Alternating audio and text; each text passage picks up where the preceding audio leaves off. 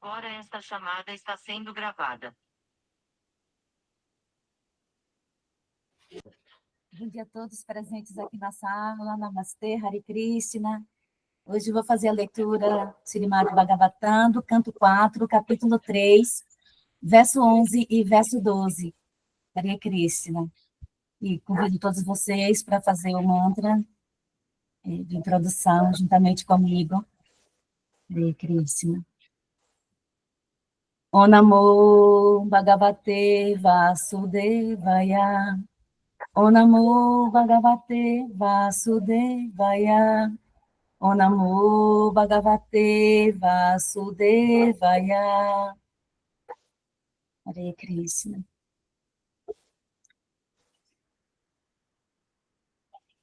Verso 11.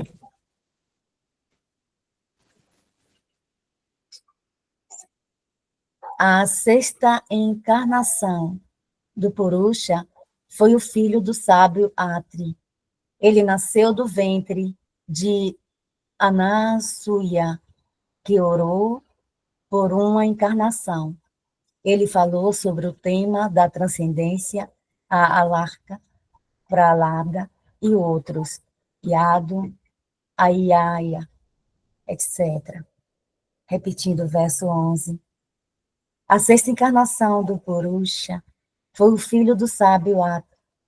Ele nasceu do ventre de Anasuya, que orou por uma encarnação. Ele falou sobre o tema da transcendência, a Alarka, a Pralada e outros, Yadu, Yai, etc. Verso 12. A sétima encarnação foi Dhyana, o filho do Prajapati Rushi, e sua esposa Akuti.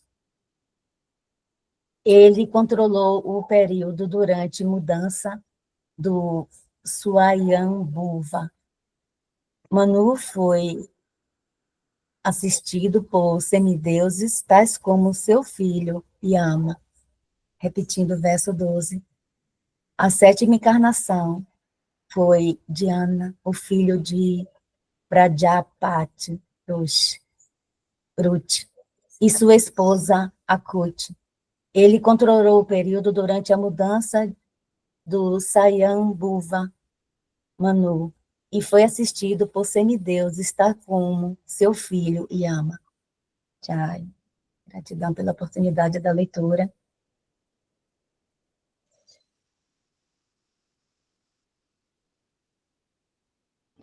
Eu vou fazer o sânscrito. Peraí.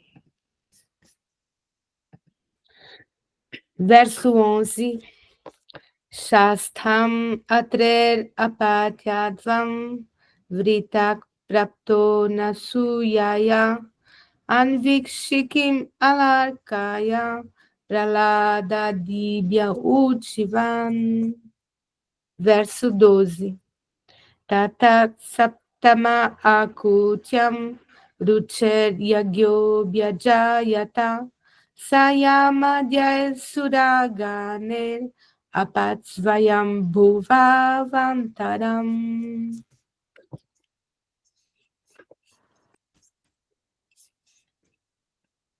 Om Bhagyana Chivirandasya Gyananjana Shalakaya Chakshurunmilitanena Tasmai Shri Gurave Namaha.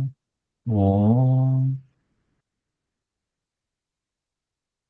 Muito embora eu tenha nascido na mais obscura região da ignorância, conhecido como o mundo material, que é o Jagat, a criação fenomenal, o mestre espiritual está abrindo os meus olhos com o achote do conhecimento transcendental e assim libertando-me do ciclo dos repetidos nascimentos e mortes, o samsara. A tal mestre espiritual que é compassivo com o progresso da entidade viva condicionada, eu ofereço minhas respeitosas reverências com meu coração pleno de gratidão. Portanto, Tatastu, Jaya Gurudeva, Jaya Prabhupada, Hare Krishna, Krishna Krishna, Hare Hare, Hare Rama, Rama Rama, Hare Hare. Ó energia suprema, amor divina, Ó Mahamantra, libertador do ser, desperta-me, eleva-me, envolve-me, protege-me. Hari Om Shanti, Namastê, Om Tat Sat, Hare Krishna. Muito bem, muito bom dia a todas as pessoas presentes aqui na sala. Segunda-feira é um dia extremamente importante para aqueles que, de fato, levam a sério a teoria do despertar, que não é um recurso, é apenas não é um dado superficial, né? É uma informação que tem a pretensão de se transformar num ato de razão consciente e maduro do ser, tá? São 3 os níveis do despertar. Essas 3 dimensões do despertar têm que ser observada protocolarmente, racionalmente, é como senha de Wi-Fi, senão não funciona, tá? O despertar começa pelo processo biológico, porque onde é que nós estamos inseridas? Olha ao seu redor. Você vai ver seres biológicos. Você vai ver seres orgânicos, plantas, rios, animais, frutas, folhas, flores, chuva, terra, fogo, água, ar, éter. É um ambiente orgânico. Chama-se biologia, na nossa linguagem. Tá? E se você olhar para o seu corpo, você vai ver veias, sangue, carne, transistores na forma do sistema neural que fazem sinapses. Isso tudo é orgânico, chama-se biologia, faz parte da primeira dimensão. Negligenciar a primeira dimensão e pular para a segunda é uma vaidade ou uma ignorância. É como negligenciar a primeira letra do Wi-Fi. Tenta conectar-se na rede, negligenciando a primeira letra ou colocando o primeiro número ou a primeira criptografia do Wi-Fi de forma incongruente. E depois sinta a frustração que isso dá. Quem não consegue colocar a senha do Wi-Fi adequadamente sabe do que eu estou falando, do tipo de frustração que isso projeta. Tá? Só um minutinho, pessoal, um segundinho.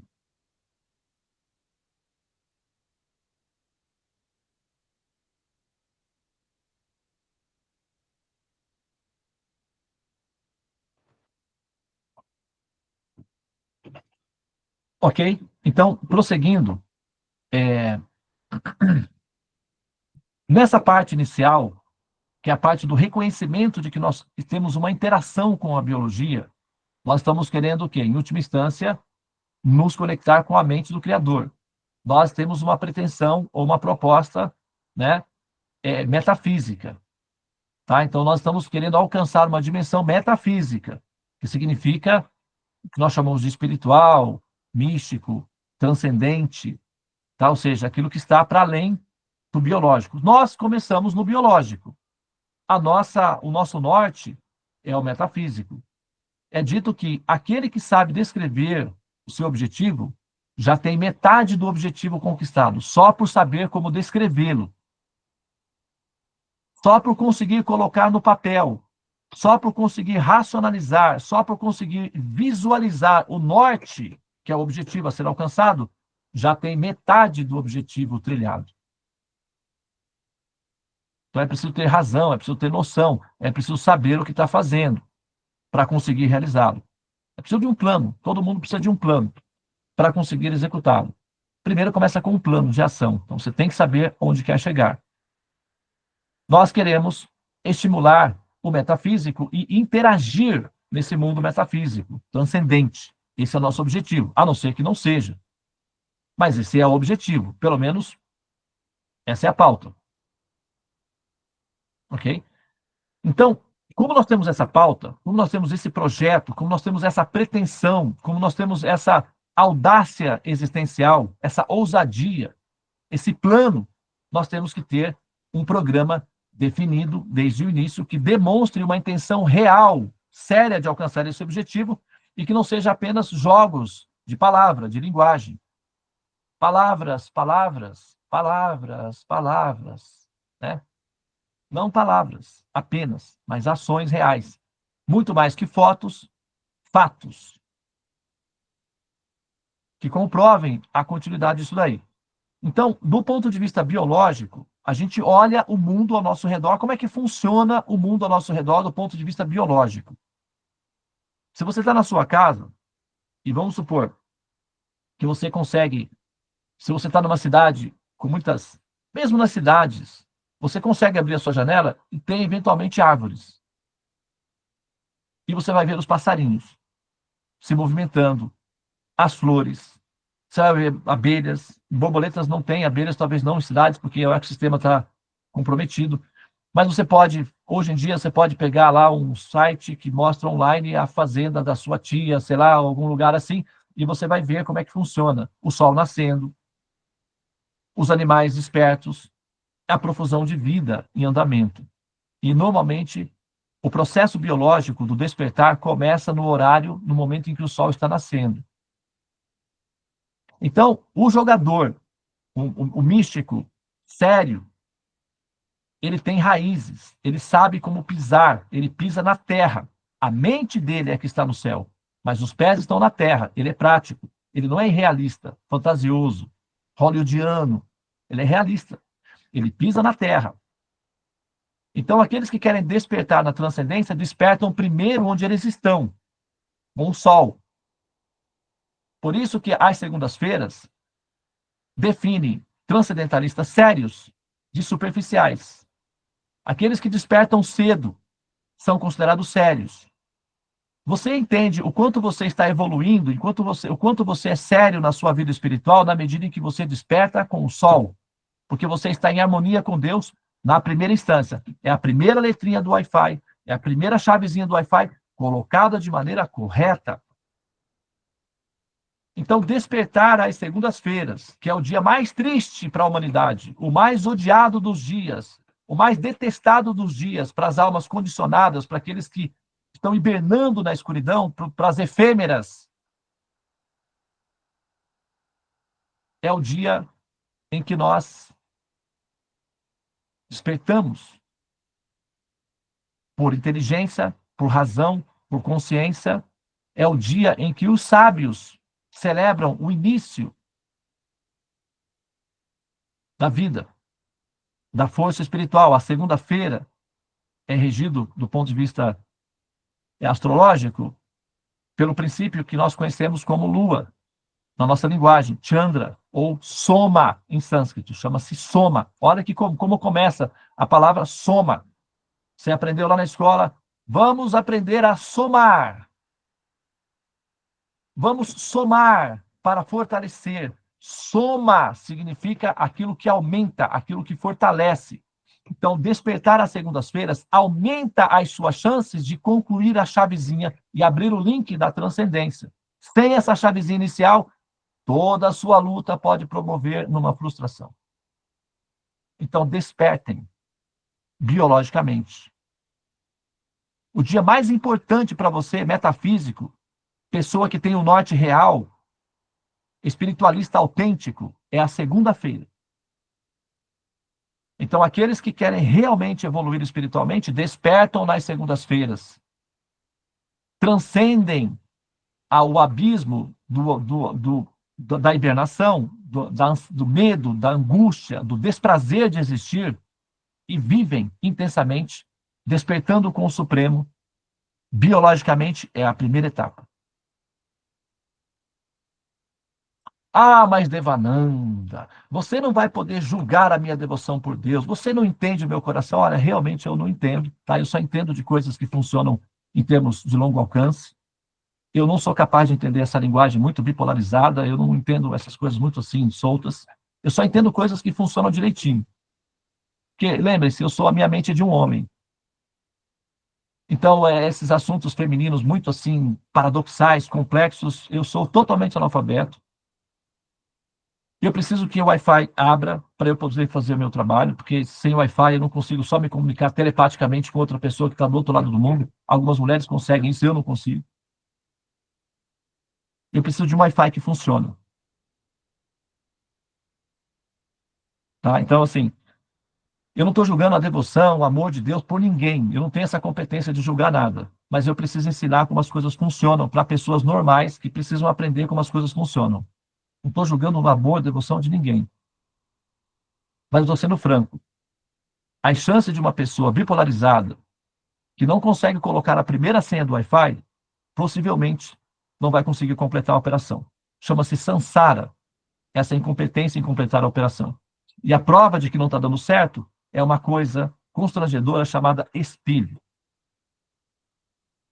E quando você olha no espelho, está ali a prova de que não deu certo, essa bipolarização, porque você voltou a renascer num corpo de carbono que se deteriora, produz resíduos e é constrangedor. E a minha responsabilidade é seduzir ou incentivar você a desistir de renascer nas formas de carbono, que não é favorável. Ela se deteriora, você tem que se separar daqueles que você ama e, eventualmente, provoca, inclusive, dor. Não é agradável.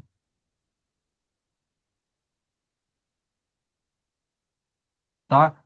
A segunda fase do processo do despertar é intelectual, envolve mente, corpo, mente e, finalmente, só depois vem a terceira fase da chave, que é o espírito. A pessoa sair do biológico, negligenciar o biológico, negligenciar o intelectual e já ir direto para o espírito, eu não sei como que as pessoas conseguem fazer isso. Eu, particularmente, eu me sinto totalmente incompetente para fazer uma coisa tão grandiosa assim. Eu só consigo, assim, chegar na Lua se eu primeiro entrar numa nave espacial. Eu não consigo simplesmente pular para a Lua de uma hora para outra. Se eu quiser chegar na Índia, eu não consigo só me teletransportar daqui para a Índia. Eu preciso pelo menos chegar no aeroporto, no mínimo. Eu só funciono assim. Eu sei, outras pessoas podem ter outros métodos, mas eu só consigo chegar na Índia se eu chegar primeiro no aeroporto. Inclusive, tem muita gente que funciona exatamente como eu, porque quando eu chego no aeroporto, tem um monte de gente lá. Então, eu não sou o único. Né? Então, o processo,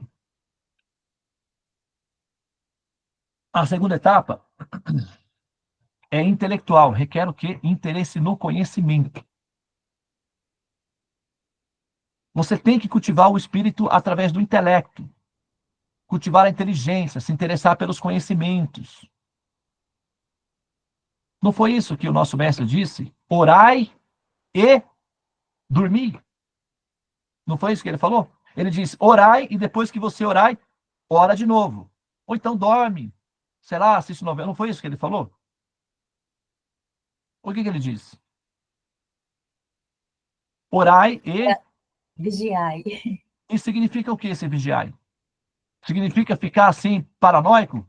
Igual, assim, olhando, com medo, o Satanás está ali e está aqui, cuidado, foge daqui. É isso que ele falou, vigiai? Orai e vigiai, ou seja, observai, ouvi, aprendei, interesse-se pelos conhecimentos. Conhecereis a verdade e a verdade vos libertará. E como é que você vai conhecer a verdade? Se você não se interessar pelos conhecimentos.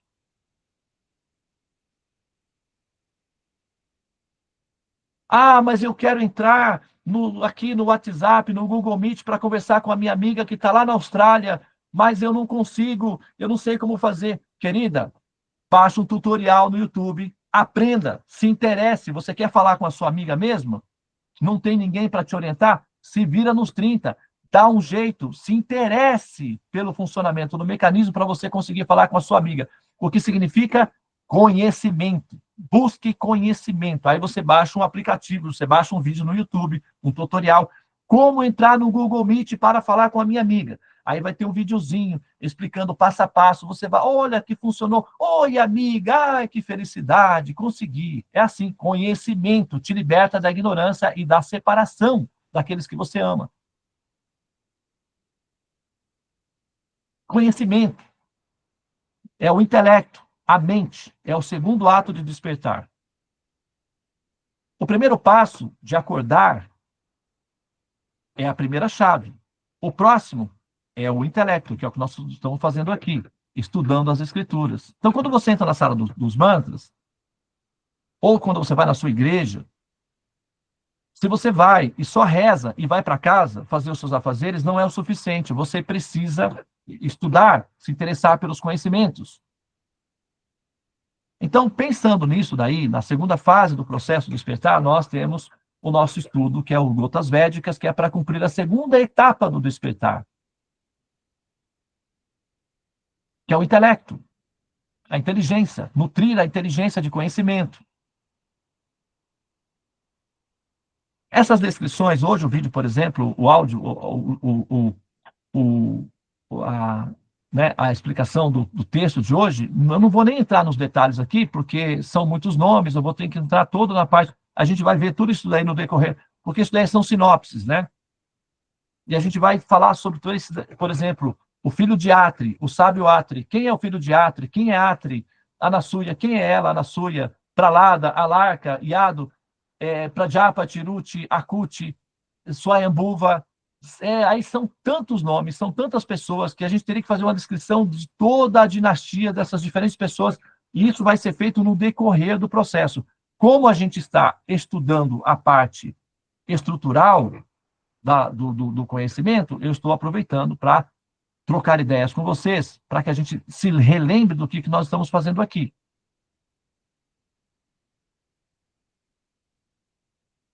Que é cultivando o conhecimento, que é para cumprir a segunda etapa. Né?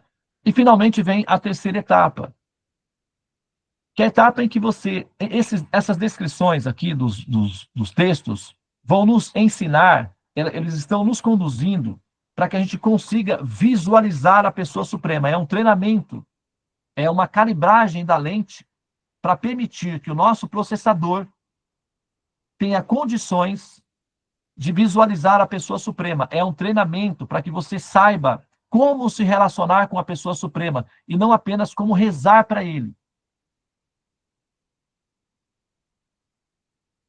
O ato de rezar a pessoa suprema, de orar a pessoa suprema, de enaltecer a pessoa suprema, é didático, é metodológico. Não para aí. Tem uma função. É para você aprender a visualizar essa pessoa suprema e interagir com essa pessoa suprema dentro da relação que você tem com a pessoa suprema e que é autêntica e que é realística para cada alma, todas as almas, todas nós temos um relacionamento pessoal com essa pessoa suprema. Esse relacionamento pessoal inclui a possibilidade de que você possa dialogar com ele pessoalmente. Ah, mas Devananda, você já não sabe de nada. Eu já falo com Deus pessoalmente. É mesmo. Tá, quando você fecha os olhos e fala com a pessoa, o que você enxerga? Uma flor? Uma luz? O que você enxerga? Você enxerga a pessoa mesma? Descreva para você própria a pessoa que você está vendo quando fala com a pessoa suprema. E diz para mim se você está falando com uma pessoa, realmente.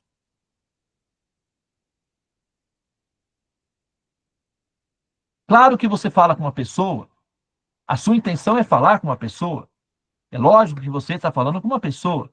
Você está falando com uma pessoa. Mas você está enxergando essa pessoa? Para quem você está mandando? Ah, estou mandando para o chefe da nação, para o chefe da ONU. Mas quem é a pessoa que você está?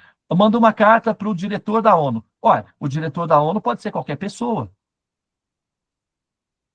Você não tem que colocar o nome da pessoa endereçado a Vossa Excelência tal pessoa, assim, assim. Você não sabe como essa pessoa é, como funciona a psicologia dessa pessoa. Como é que você vai querer um diálogo com essa pessoa se você não entende a cabeça dessa pessoa, como ela funciona? Quem é a pessoa? Você precisa saber. Quando você fecha os olhos e pensa, meu querido Senhor, preciso muito falar com você. O que surge na sua cabeça? Uma luz? Então, como é que você sabe que a pessoa está lá? Eu sei, eu sinto. Ok, mas não seria interessante se você pudesse ver a pessoa? Afinal de contas, você tem esse direito.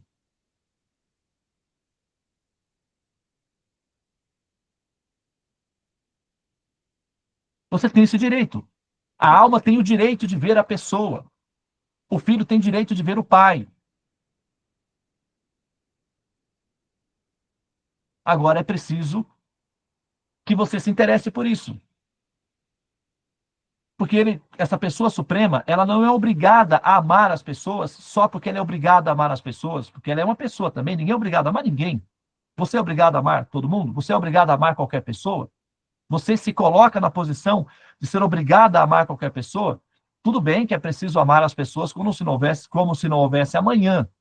É verdade, mas tem pessoas que você só pode amar à distância. Você não sai abraçando qualquer pessoa. Você não sai dando intimidade para qualquer pessoa.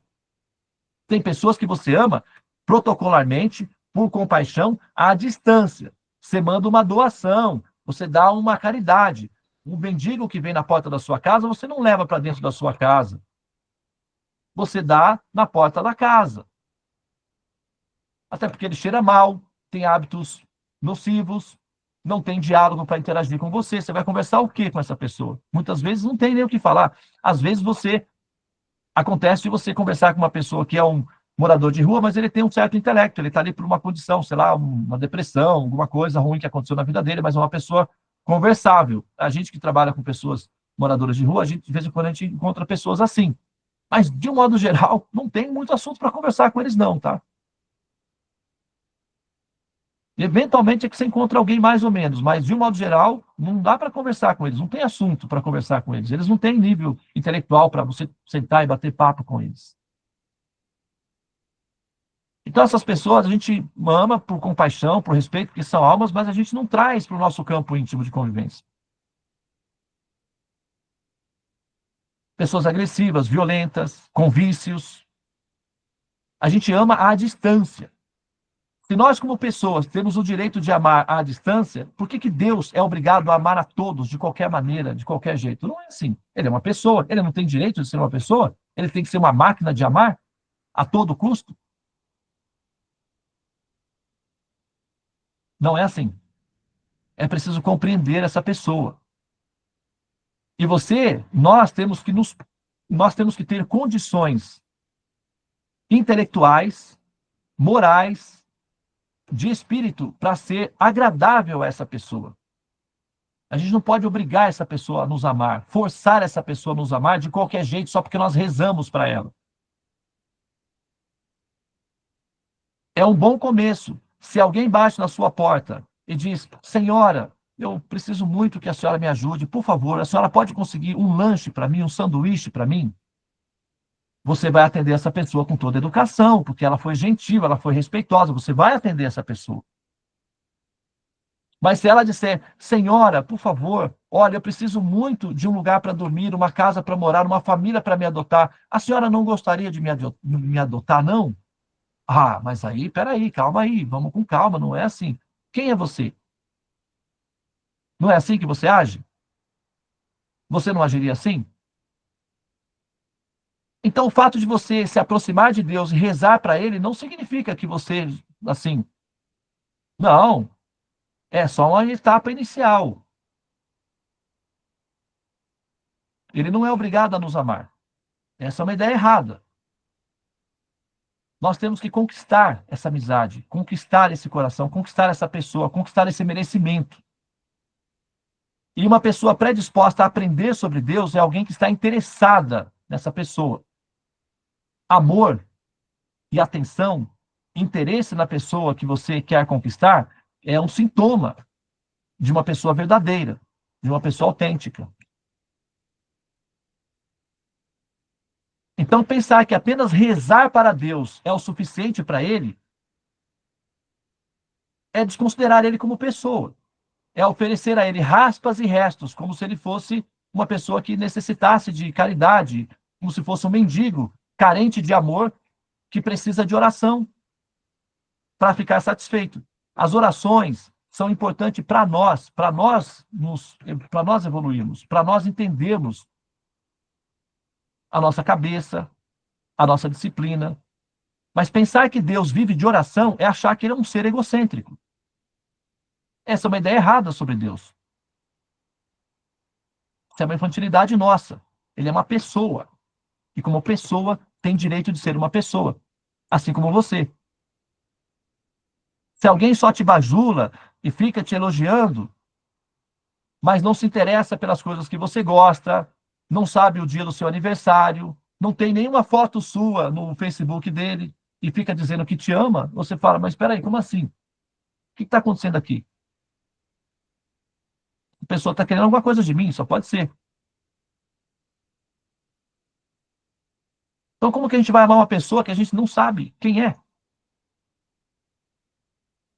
Esses textos têm uma função, calibrar a nossa inteligência para visualizar a pessoa suprema. Então, é uma oportunidade que nós estamos tendo para entender essa pessoa, ver essa pessoa, olhar essa pessoa, e ao fechar os olhos, chamar essa pessoa e ver essa pessoa, e não ver uma névoa luminosa, espaçosa, que você não sabe o que tem lá atrás, ou sei lá o que, alguma coisa assim. Tudo bem que é uma energia que lembra a emoção de Deus, mas aí a pessoa, onde está essa pessoa? Faz sentido? Procede?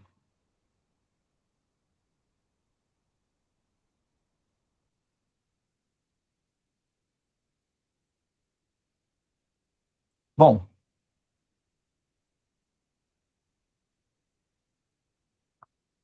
eu vou então interromper aqui, tá? Muito obrigado pela atenção de vocês. Corpo, acordar com disposição, não é acordar com sofrimento, ai vida, ó azar, ó tristeza, ai meu Deus do céu, esse Devananda aqui não para de falar na minha cabeça, agora eu tenho que ir lá, por que que eu fui conhecer o Devananda? Meu Deus, que tristeza na minha vida.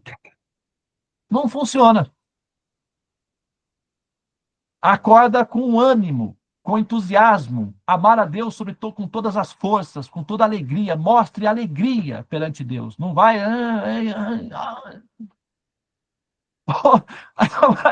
Aí não dá, né, meu amigo? Não tem como. Entendeu? Então, corpo, mente.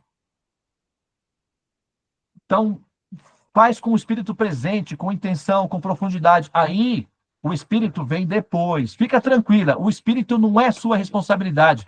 Não se preocupe em querer despertar o espírito. Você não tem condições de fazer isso. Isso é de responsabilidade do governo. É ele que vai fazer essa parte.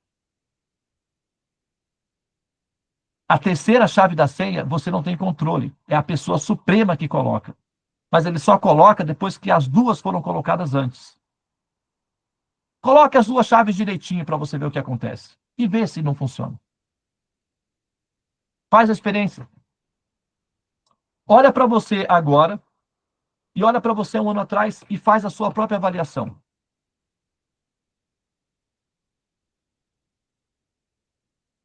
Agora, imagina se você investe um pouco mais em educação. Países que investem em educação, como ficam?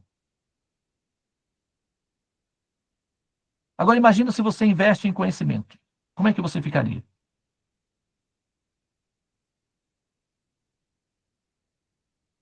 Tá?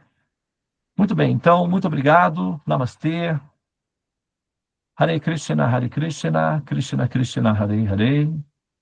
Hare Rama, Hare Rama, Rama Rama, Hare Hare.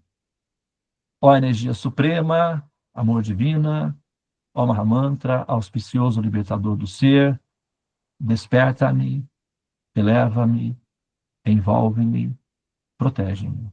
Hari Om Shanti, Namastê, Om Tat Sat, Hare Krishna.